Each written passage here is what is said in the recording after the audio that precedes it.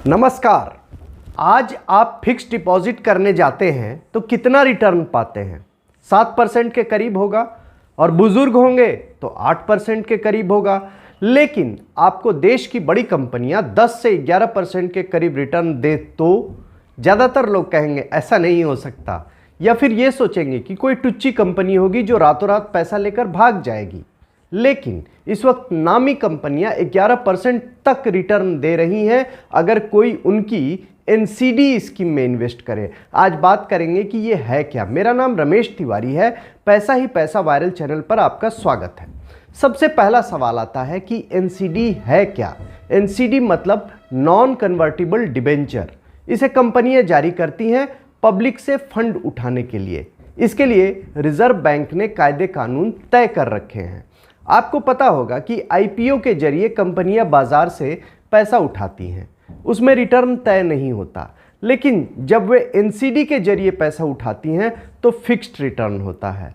Company बाद में ये नहीं कह सकती कि फिक्स्ड रिटर्न नहीं दे सकते, इसके बदले शेयर ले लो। ये डिबेंचर है, इसे शेयर में नहीं बदला जा सकता, इसलिए नॉन कन्वर्टिबल डिबेंचर यानी एनसीडी कहा जाता है। इसे किसी बैंक से नहीं लिया जा सकता बल्कि स्टॉक एक्सचेंज से खरीदा जा सकेगा। इसे खरीदने के लिए डीमैट अकाउंट होना जरूरी है। अब सवाल यह है कि क्या इसे भुनाया जा सकता है? बिल्कुल। जैसे शेयरों की ट्रेडिंग होती है वैसे ही स्टॉक एक्सचेंज पर इसकी भी ट्रेडिंग होती है। इसे भुना सकते हैं, लेकिन एनसीडी का भाव बीच में घट या बढ़ भी सकता है, तो इसमें मौका देखकर ही चौका लगाया जा सकता है।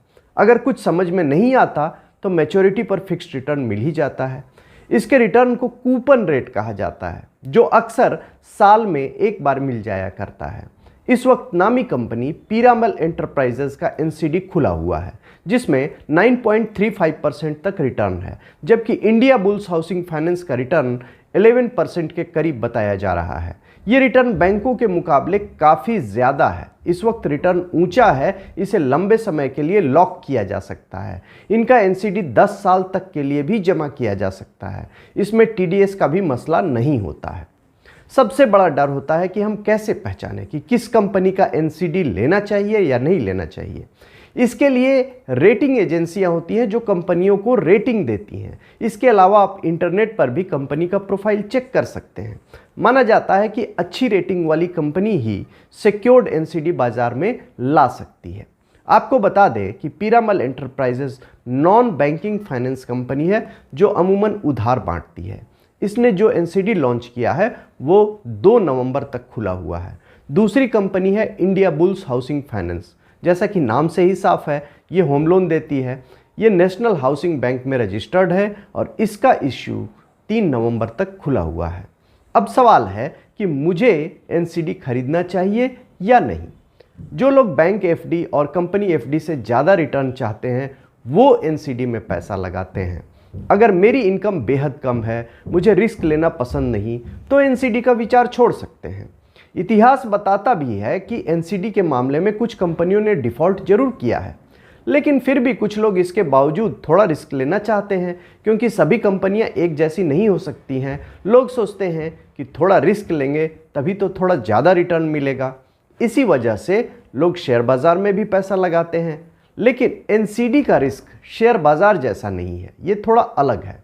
कई लोग डाइवर्सिफिकेशन भी चाहते हैं, जैसे मेरा पैसा किसी एक जगह नहीं लगा होगा, कहीं थोड़ा कहीं ज़्यादा करके कई जगह लगा होगा। थोड़ा एफडी, थोड़ा शेयर बाज़ार, थोड़ा रियल इस्टेट, थोड़ा गोल्ड। और एफडी में भी अलग अलग तरह से, जैसे कुछ सरकारी बैंक में तो कुछ प्राइवेट बैंक में। इसी तरह कुछ पैसा एनसीडी में भी लगाने पर विचार किया जा सकता है, उतना ही पैसा जितने से कि रात की नींद न उड़े। जानकार सलाह देते हैं कि एनसीडी में अपने पोर्टफोलियो का 2 से 4% तक हिस्सा लगाया जा सकता है, वो भी किसी एक एनसीडी में नहीं, अलग अलग में लगाना चाहिए। ज़्यादा जानकारी के लिए अपने वित्तीय सलाहकार से बात करनी चाहिए। अगर आपको मेरी जानकारी अच्छी लगे तो मेरा पोस्ट लाइक, सब्सक्राइब और शेयर करें। शुक्रिया।